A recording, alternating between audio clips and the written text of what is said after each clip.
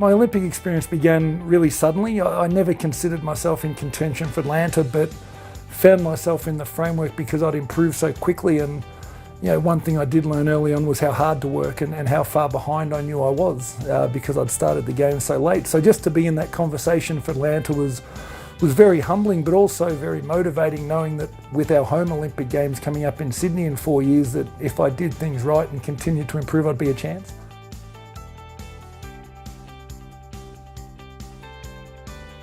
When Sydney rolled around, I had put myself in the frame and made the team, and it was everything it was made out to be, and an everlasting memory just before you set foot on the court when they hand you your uniform with your team and you walk into that Olympic stadium with 100,000 Australians pretty much in there going crazy, and it's a reward for effort. Not many people get to play in a home Olympic Games, and that's something that I knew was a once in a lifetime for me. I think everybody there knew it was a once in a lifetime, and to be so close to the front because Andrew Gaze, the captain of our basketball team, was carrying the flag was really, really special. And there's not many moments, I think, off a basketball court to do with sport that would probably rival that.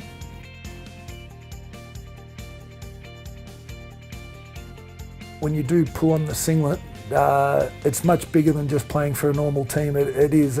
Playing for your country holds great responsibility because there are thousands of players out there who wanted to do it and weren't able to, weren't selected. And I think anything less than your absolute best, you're letting them down as well, because I know what they would do if they had the chance to put that singlet on.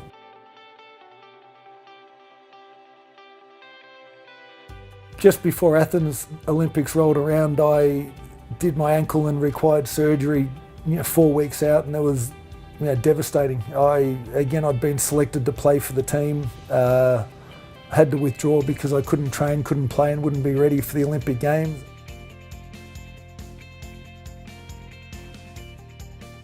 I think my mindset leading up to Beijing was very, very similar insofar as I knew exactly what I needed to do. I knew how I needed to prepare, but again, I was probably more open-minded insofar as certainly nothing was to be taken for granted. And of all of the Olympic Games, I probably thought Beijing was the one I wouldn't get into because we had so much young talent coming through that there was every chance that one or two of those young players would be given the opportunity to play in their first Olympic Games.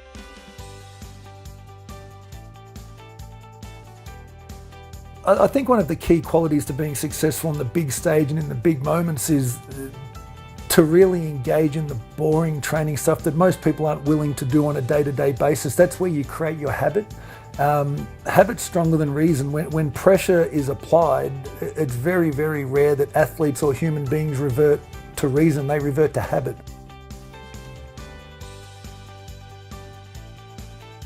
It's an extraordinarily hard thing to do to win an Olympic medal. I never did it.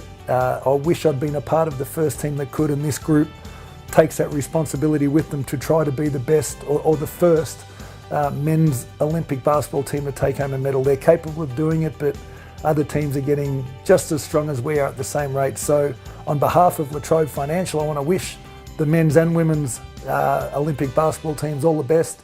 Good luck to all of you, and we'll be watching from here in Melbourne.